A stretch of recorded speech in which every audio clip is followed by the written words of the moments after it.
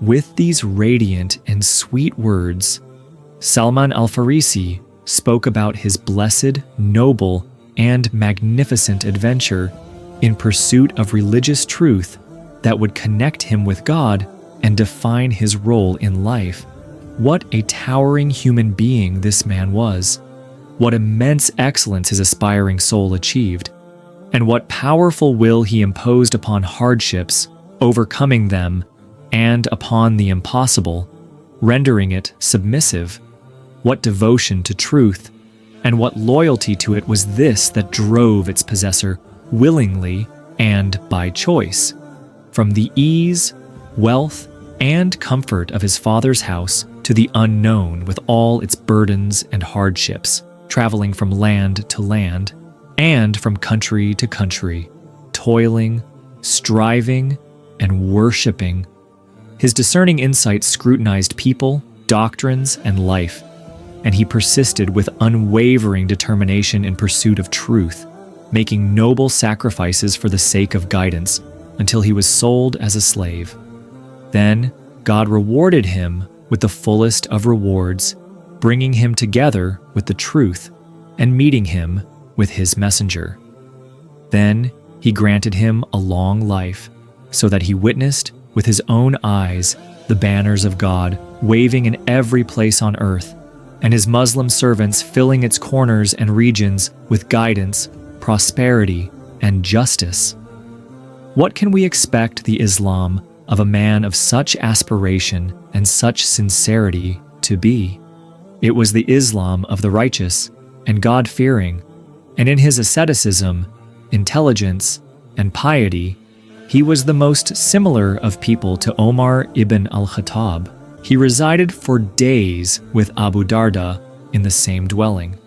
Abu Darda, may God be pleased with him, would spend his nights in prayer and fast during the day.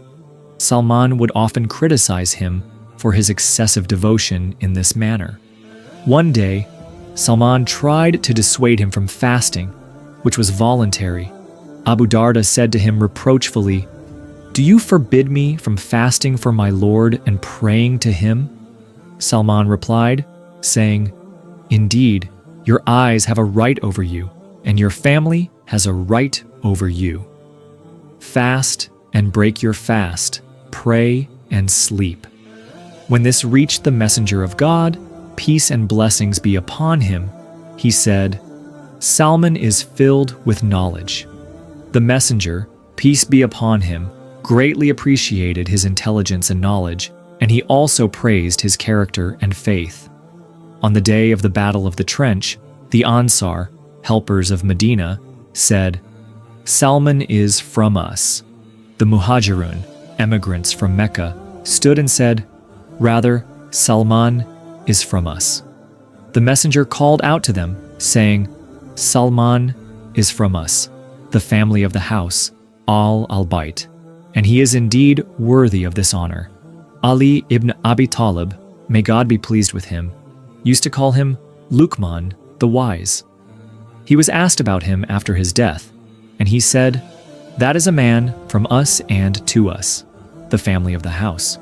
Who among you is like Luqman the Wise? He was given the knowledge of the beginning and the knowledge of the end, and he read the first book and the last book, and he was a sea that does not deplete. Indeed, he reached a high position and an esteemed status in the hearts of all the companions of the messenger, peace be upon him." During the Caliphate of Omar, he visited Medina. Omar did something that we do not know he ever did with anyone else, as he gathered his companions and said to them, "Come, let us go out to welcome Salman." And he went out with them to welcome him at the outskirts of Medina. Salman lived with the messenger from the time he met him and believed with him as a free Muslim, a mujahid, and a worshipper. And he lived with his successors Abu Bakr, then the commander of the believers Omar, then Caliph Uthman, where he met his Lord during his caliphate. In most of these years, the banners of Islam filled the horizon, and treasures and wealth were brought to Medina as spoils of war and tribute. Asceticism was practiced within an organized system of stipends and fixed salaries. The responsibilities of governance increased at all levels, and thus works and positions multiplied accordingly. So where was Salman in this expanse? And where do we find him in those days of prosperity, wealth, and comfort? Open your eyes wide. Do you see that dignified elder sitting there in the shade, weaving palm fronds, braiding them, and making vessels and baskets? That is Salman. Look at him closely. Look at him closely in his short garment that has ridden up from its extreme shortness to his knees. It is him in the majesty of his old age and the simplicity of his attire. His stipend was abundant. It was between 4,000 and 6,000 per year, yet he would distribute it all, refusing to take a single dirham for himself. And he would say, I buy palm fronds for a dirham, then I work them, then I sell them for 3 dirhams. I put back 1 dirham into it, spend 1 dirham on my family, and give the 3rd in charity. Even if Omar ibn al-Khattab forbade me from doing that, I would not stop. Then what, O followers of Muhammad? Then what, O honor of humanity in all its ages and homelands? Some of us used to think, when we heard about the austerity and piety of some companions, such as Abu Bakr al-Siddiq, Omar, Abu Dar, and their brothers, that the reason for all of that was the nature of life in the Arabian Peninsula, where the Arab finds contentment in simplicity.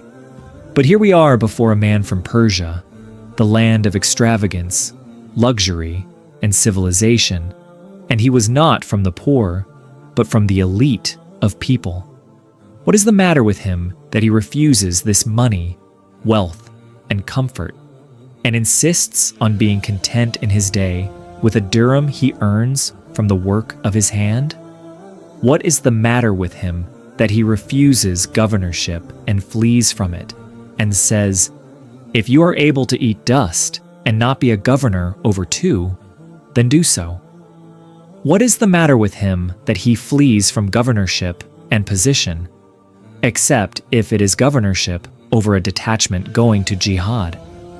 Or, unless it is in circumstances that no one but him is fit for, so he is forced into it unwillingly and goes to it weeping and fearful, then what is the matter with him that when he undertakes the governorship imposed upon him, refuses to take its lawful stipend? Hisham narrated from Al-Hasan, Salman's stipend was 5,000, and he was in charge of 30,000 people, giving sermons in a cloak, spreading half of it as a seat, and wearing the other half. And when his stipend came out, he would spend it all and eat from the work of his hands. What is the matter with him that he does all this action and practices all that asceticism, and he is the Persian, the son of luxury, and the nursling of civilization? Let us listen to the answer from him as he is on his deathbed. His great soul is preparing to meet his exalted, merciful Lord. Sa'ad ibn Abi Waqqas entered upon him visiting him, and Salman wept. Sa'ad said to him, What makes you weep, O Abu Abdullah? The messenger of God passed away while he was pleased with you.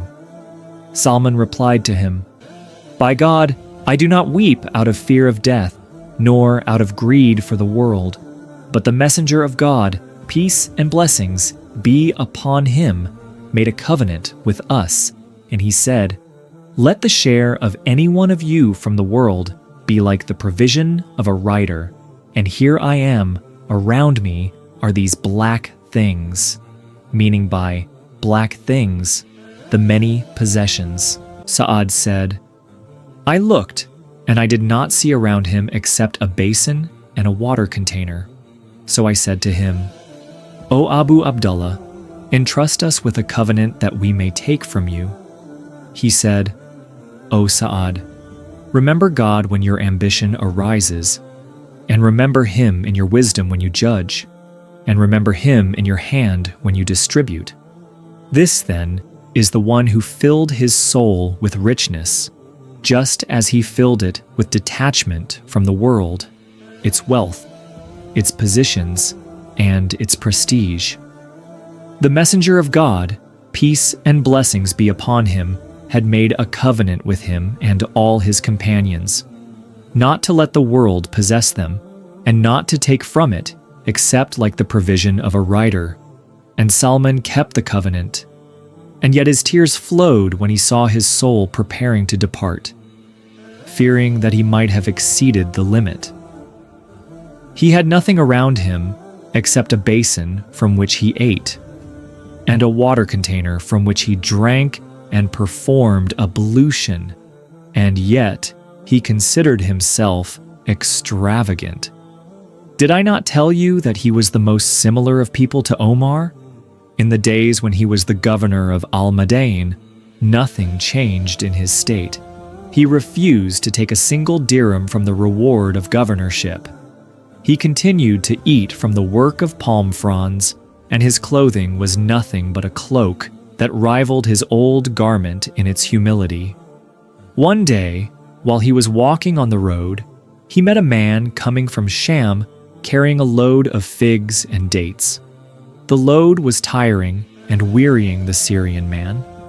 As soon as he saw a man ahead of him who appeared to be from the common people and the poor, it occurred to him to put the load on his shoulder so that if he delivered it to his destination, he would give him something in return for carrying it. He gestured to the man, and he approached him, and the Syrian man said to him, "Carry this for me." So he carried it, and they walked together.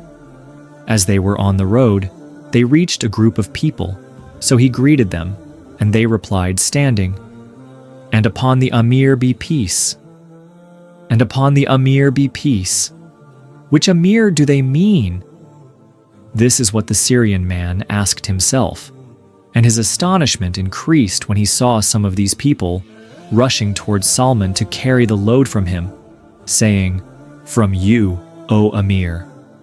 Then the Syrian man knew that he was the Amir of Al-Madain, Salman Al-Farisi.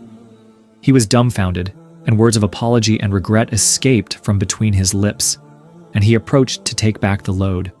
But Salman shook his head, refusing and saying, "No, until I deliver you to your house." He was asked one day, "What makes governorship abhorrent to you?" He replied, "The sweetness of its suckling and the bitterness of its weaning." His companion entered upon him at his house one day and found him kneading dough. He asked him, "Where is the servant?" He replied, saying, "We sent her on an errand, and we disliked to combine two tasks for her. And when we say, 'his house,' let us fully remember what that house was. When Salman intended to build this, which is called a house, in a manner of speaking, he asked the builder, 'How will you build it?' The builder was astute and intelligent, knowing Salman's asceticism and piety. So he replied, saying, 'Do not fear. It is a structure that will shade you from the heat and shelter you from the cold. If you stand in it, it will reach your head, and if you lie down in it, it will reach your feet.' Salman said to him, 'Yes, build it like that.' There was nothing of the pleasures of worldly life that Salman would lean on for a moment, or to which his soul would attach itself, except for one thing that he was most keen on. He had entrusted it to his wife and asked her to hide it in a remote and secure place. In his final illness, and on the morning of the day he passed away, he called her, 'Bring me my treasure that I asked you to hide.' She brought it to him, and it was a pouch of musk, which he had obtained on the day of the conquest of Jalula. He had kept it to be his fragrance on the day of his death. Then he called for a bowl of water, scattered the musk in it, then stirred it with his hand, and said to his wife, "Sprinkle it around me, for indeed a creation from God's creation, who do not eat food but love fragrance, are now surrounding me." When she did what he commanded her, he said to her, "Lock the door on me and go down." She did as he commanded her. After a while, she went up to him, and behold, his blessed soul had departed his body and his world. It had joined the exalted assembly and ascended on wings of longing to him, as it had a meeting there with the messenger Muhammad and his two companions, Abu Bakr and Omar, and with a glorious company of martyrs and the righteous. Long had the thirsting longing tormented Salman, and the day has come to quench and drink deeply. Remember, 3 simple things can change my life and help this video go viral. Comment, like, and share. So please, take just 10 seconds of your time to do it. Thank you in advance for your amazing support.